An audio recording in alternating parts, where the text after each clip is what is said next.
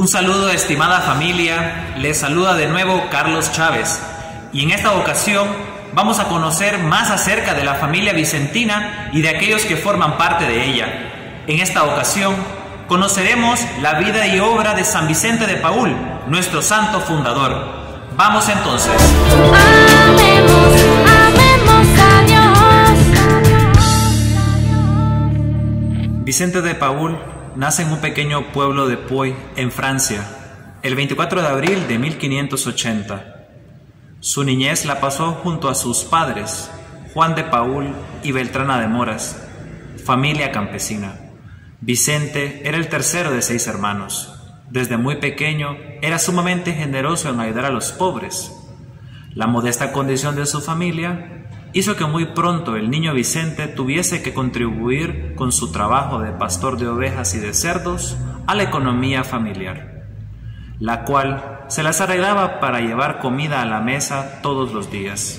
Aún así, la familia notó en Vicente cierta inteligencia y astucia que les hizo destinar una gran suma de dinero para sus estudios formales, específicamente en el ámbito eclesiástico, donde cursó estudios primarios y secundarios con los franciscanos y posteriormente filosofía y teología para recibir las órdenes sagradas a muy temprana edad, a la de 20 años. Es entonces que en 1600 es ordenado sacerdote por un anciano obispo que se dice tenía problemas de vista, por lo cual no logró identificar la edad del candidato al sacerdocio, Vicente de Paúl. Cabe hacer la mención especial de este acontecimiento, ya que el Concilio de Trento, vigente en aquel entonces, no permitía a nadie ser ordenado antes de los 25 años. Es entonces que se comienza a notar el evidente deseo de ser sacerdote para escalar rápido en la escala social y poder ganar mucho dinero para poder salir de la realidad pobre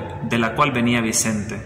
De esta realidad a lo que hoy Vicente de Paúl representa, más adelante él escribiría: si yo hubiera sabido, como lo he sabido después, lo que era el sacerdocio, cuando cometí la temeridad de aceptarlo, habría preferido dedicarme a trabajar la tierra antes de ingresar a un estado tan temible.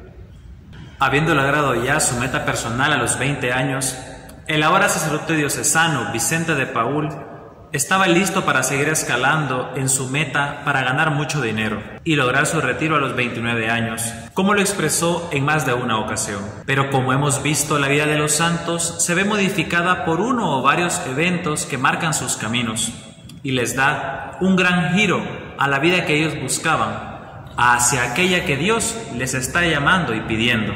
Esto es lo que pasaría con Vicente de Paúl hasta su santidad, sin antes pasar por algunas experiencias que marcarían la conversión de aquel joven sacerdote campesino, de las cuales hablaremos ahora. En 1605, solamente habiendo pasado 5 años desde su ordenación, sufre del cautiverio siendo esclavo en Túnez por 3 años y viviendo terribles humillaciones como el ser puesto en venta en plazas y otros sufrimientos propios de los esclavos. En segundo lugar, logra huir de este cautiverio y consigue donde un amigo, que luego sería víctima de un robo de 400 monedas. Y es ahí donde Vicente de Paúl es acusado ante la autoridad y todo el pueblo de ladrón, a lo que él sin miedo diría en su defensa: Dios sabe que yo no fui el que robó ese dinero. Y más adelante esa experiencia le servirá para enseñar a sus discípulos: hermanos, es muy provechoso tener paciencia y saber callar y dejar a Dios que tome nuestra defensa. El tercero de los acontecimientos que fue marcando la purificación de Vicente de Paúl es el más difícil de todos. Es aquella experiencia en la cual su fe se ve tentada. A aquel momento la llamará la noche oscura, de la cual sale a los 30 años convencido y escribiendo a su madre una carta expresándole la amargura de los engaños humanos, y piensa pasar toda su vida retirado en una humilde ermita.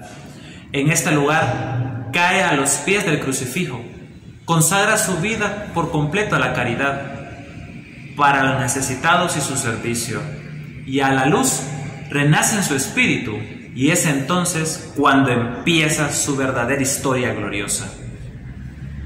Ahora vemos a un Vicente de Paúl dando un paso enorme que marcará su vida y la de muchos pobres a los cuales él servirá y muchos otros que le ayudaron en el camino. Respecto a su mal carácter, que muchos sabían que Vicente tenía, él mismo también expresa que en sus largas horas de oración pedía a Dios que le hiciera mejorar ese detalle de su vida. Respecto a esto, el santo escribiría: me di cuenta de que yo tenía un temperamento intratable y amargo, y me convencí de que con un modo tan áspero y duro se hace más mal que bien en el trabajo de las almas. Y entonces me propuse pedir a Dios que me cambiara mi modo agrio de comportarme en un modo amable y bondadoso, y me propuse trabajar día tras día por transformar mi carácter áspero en un carácter agradable para todos.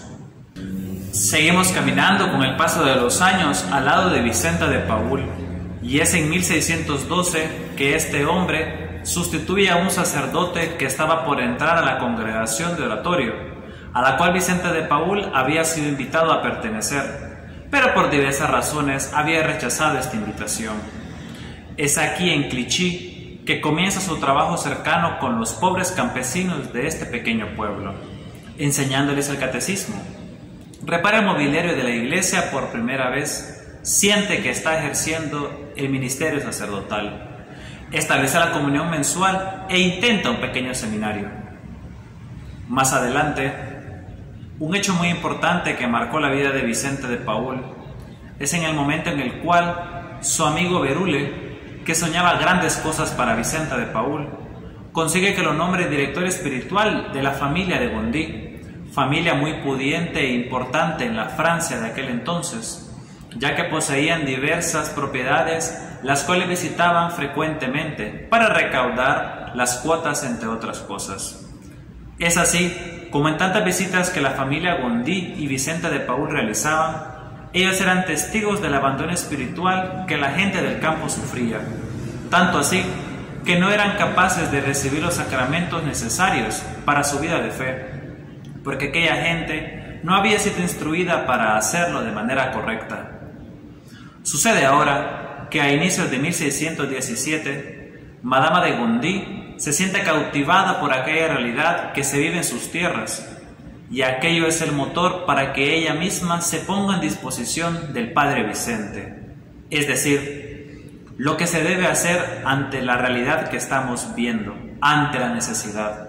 Una de esas necesidades que marcan la vida de Vicente de Paúl y el futuro de la misión es aquella confesión a un señor, el cual era considerado un buen hombre del pueblo, pero que sin aquella confesión su alma se hubiese perdido, ya que reveló cosas que jamás había confesado. La vida de Vicente de Paúl se ve marcada con el paso del tiempo y de la historia por dos hechos muy interesantes. El primero de ellos es el que sucede en Folleville. Vicente de Paúl queda impresionado ante aquella confesión y el 25 de enero da su primer sermón conocido como el Sermón de la Misión en la ciudad de Folleville, en donde invita a las personas a confesarse desde lo más antiguo posible y aprovecha también esta fecha, ya que es la que se conmemora la conversión de San Pablo. Las personas comenzaron a llegar de todos lados en números muy grandes y Vicente de Paúl tomaba días enteros confesando a las personas. Y surge aquí donde nace en el corazón de Vicente de Paúl el fundar una comunidad de sacerdotes que se dedicarían a atender a las necesidades de los campesinos. El segundo de los eventos que marca la vida de Vicente de Paúl sucede en agosto de 1617 en la ciudad de Châtillon. Viviendo entre las personas ricas, él siente que no es ahí donde el Señor lo llama a servir y decide irse a Châtillon sin decirle a nadie, sin antes comentárselo a su buen amigo Berule, que le asigna a esta parroquia deshecha por la herejía y por el abandono. Es aquí donde sucede otro evento determinante. Mientras Vicente de Paúl se preparaba para ir a la misa, una mujer de la parroquia fue y le dijo que en una familia todos estaban enfermos y muy pobres, Vicente de Paúl dice a sus feligreses acerca de esta familia y les pidió que les ayudara. Ante esta invitación, muchos del pueblo fueron entonces a ayudar a esta familia. Caridad sí, pero no organizada. Es el 23 de agosto de ese mismo año, 1617, donde en el corazón de Vicente de Paúl surge el deseo de fundar las cofradías de la caridad que se extienden por toda Francia y todo el mundo. Luego de estas experiencias que se dieron a conocer a lo largo de toda Francia, los Gondi y con ellos Berulle insisten a Vicente que vuelva a la familia para continuar su trabajo como formador, y él acepta con la condición de que cada vez que él hiciera una misión en sus territorios se le permitiera fundar una confraternidad de la caridad, y funda la primera de ellas en 1617. De aquí en adelante, de 1617 a 1625, es una etapa crucial para la misión de Vicente de Paúl, porque comienza a pensar en cómo institucionalizar esa misión que Dios le había encomendado. Tarda entonces 8 años en fundar de manera oficial la Congregación de la Misión. En 1619, Vicente de Paúl es nombrado capellán de las galeras, que eran el medio de transporte naval para las guerras y comercio. Los responsables de remar eran los galeotes, que solían ser brutalmente humillados y azotados, ya que eran delincuentes en su mayoría, pagando su condena, lo cual le resulta para Vicente una imagen real del infierno, y trabaja también para cambiar esa realidad, que si bien era cierto, debían responder a las leyes civiles, pero esos trabajadores no dejaban de ser hijos de Dios y como tales debían de ser atendidos. Más adelante le toca vivir la Guerra de los 30 años en Francia y con ello una serie de desgracias para toda la sociedad, donde los más afectados eran los pobres. Es entonces que junto a otros misioneros surgen entre ellos hombres que trabajarán en esta dura realidad que está latente donde sea que vayan. Hasta 1625 se da uno de los mayores aportes que Vicente de Paúl daría a la sociedad y a la iglesia de ese momento y a la de hoy en día. Sería la fundación de la Congregación de la Misión, una comunidad de hermanos y sacerdotes que estarían dedicados a la evangelización de zonas de campesinos, formación del clero y administración correcta de los sacramentos, y la contribución más importante a la reforma de la Iglesia. Es entonces fundada con este propósito la Congregación de la Misión en 1625. Continuamos caminando con Vicente de Paúl y es alrededor del año 1633 donde las cofradías de la caridad que Vicente había formado comienzan a crecer de manera muy veloz a causa de las guerras y necesidades de la gente. Es por esto que en ese tiempo sucede que una viuda de 38 años, Luisa de Marillac, ya conocida por San Vicente de Paúl, es tomada por él como enviada de la divina providencia, a la cual siempre Vicente se encomendaba. Esta mujer se convertiría en la fiel compañera de Vicente de Paúl y cofundadora de la Compañía de las Hijas de la Caridad, una mujer con múltiples virtudes para servir a los pobres y en la cual Vicente confió para llevar la dirección de las Hijas de la Caridad. Habiendo ya establecido luego de muchos años de manera clara la caridad por donde sea que Vicente pasaba, con ayuda de los hermanos y sacerdotes, hermanas e hijas de la caridad, cofradías y confraternidades de la caridad, Vicente de Paúl dedica muchos años a establecer las reglas de convivencia para la Congregación de la Misión. Dichas reglas eran primero vividas y luego escritas para que éstas tuviesen más fuerza. Dichas normas fueron publicadas en 1658, solamente 2 años antes de morir. Esto quiere decir que habían existido ya por 33 años. En julio de 1660, Vicente de Paúl, por motivos de salud, tuvo que quedarse en cama. El 26 de septiembre, día domingo, le llevan a la capilla donde asiste a misa y recibe la comunión. Por la tarde de ese día recibe la extrema unción y a la 1 de la madrugada del día siguiente bendice por última vez a los sacerdotes de la misión, a las hijas de la caridad, a los niños abandonados y a todos los pobres.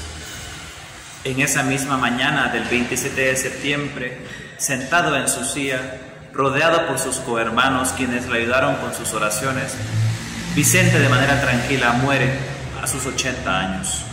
En el lecho de su muerte, todos aquellos que conocieron a Vicente de Paúl sabían que estaban frente a un gran santo. Vicente de Paúl es canonizado por Clemente XII en 1737 y nombrado patrón de las obras de la caridad en 1885 por el Papa León XIII. Ahora, hermanos, nos queda a nosotros hacernos la pregunta: ¿qué hay que hacer? ¿Cómo quiere Dios que les sirva hoy? Que por intercesión de San Vicente de Paúl nos permita seguir adelante en este camino a la santidad y en el servicio a los pobres.